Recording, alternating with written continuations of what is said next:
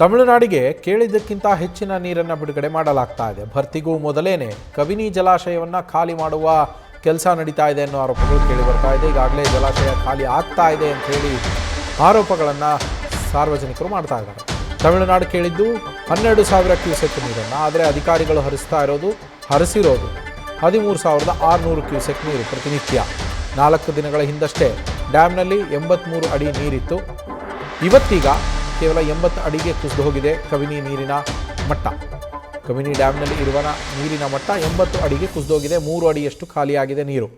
ಖಾಲಿ ಆಗ್ತಾ ಇದೆ ಕಬಿನಿ.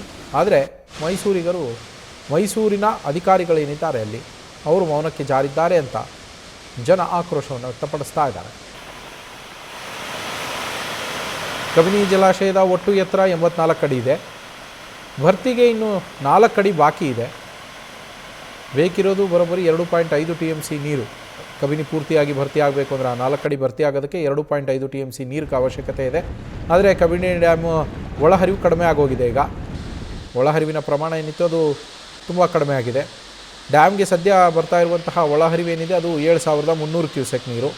ಒಳಹರಿವು ಕಡಿಮೆ ಆಗ್ತಾ ಇದ್ದರೂ ಕೂಡ ಹೊರಹರಿವೇನಿದೆ ಅಂದರೆ ಕಬಿನಿಯಿಂದ ಬಿಡ್ತಾ ಇರೋ ನೀರೇನಿದೆ ಹೊರಗಡೆಗೆ ಅದು ಜಾಸ್ತಿ ಆಗ್ತಾ ಇದೆ. ತಮಿಳುನಾಡಿಗೆ ನೀರು ಹರಿಸಬೇಕು ಅಂತ 13,600 ಕ್ಯೂಸೆಕ್ ನೀರನ್ನು ಹರಿಸ್ತಾ ಇದ್ದಾರೆ. ಹಾಗಾಗಿ ಕಬಿನಿ ಜಲಾಶಯ ಭರ್ತಿ ಆಗೋದು ಕಷ್ಟ. ಈಗ ಆರಂಭದಿಂದಲೂ ಕೂಡ ನೀರನ್ನು ಅಧಿಕಾರಿಗಳು ಹರಿಬಿಟ್ಟಿದ್ದಾರೆ. ರೈತರ ಗಮನವನ್ನು ಬೇರೆ ಕಡೆ ಸೆಳೆದುಬಿಟ್ಟು ಕಬಿನಿಯನ್ನು ಖಾಲಿ ಮಾಡಲಾಗ್ತಾ ಇದೆ.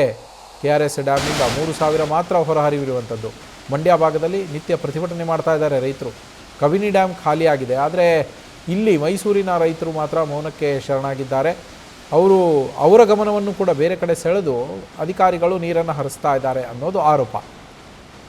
ಮಂಡ್ಯ ರೈತರ ಕಣ್ಣೊರೆಸೋದಕ್ಕೋಸ್ಕರ ಕಬಿನಿಯನ್ನು ಖಾಲಿ ಮಾಡಲಾಗ್ತಾ ಇದೆ ಅನ್ನುವ ಆರೋಪ. KRSನಿಂದ ನೀರನ್ನು ಬಿಟ್ಟರೆ ಮಂಡ್ಯ ರೈತರು ಈಗಾಗಲೇ ಭುಗಿಲೆದ್ದಿದ್ದಾರೆ. ಅವರ ಆಕ್ರೋಶ ಭುಗಿಲೆದ್ದಿದೆ. ಪ್ರತಿಭಟನೆಗಳು ನಿತ್ಯ ನಡೀತಾನೇ ಇದ್ದಾವೆ. ಹೀಗಾಗಿ ಅವರ ಕಣ್ಣೊರೆಸೋದಕ್ಕೆ ಕಬಿನಿ ಡ್ಯಾಮ್ನಿಂದ ನೀರನ್ನು ಹರಿಸ್ತಾ ಇದ್ದಾರೆ ಹೆಚ್ಚಿನ ಪ್ರಮಾಣದಲ್ಲಿ 13,600 ಕ್ಯೂಸೆಕ್.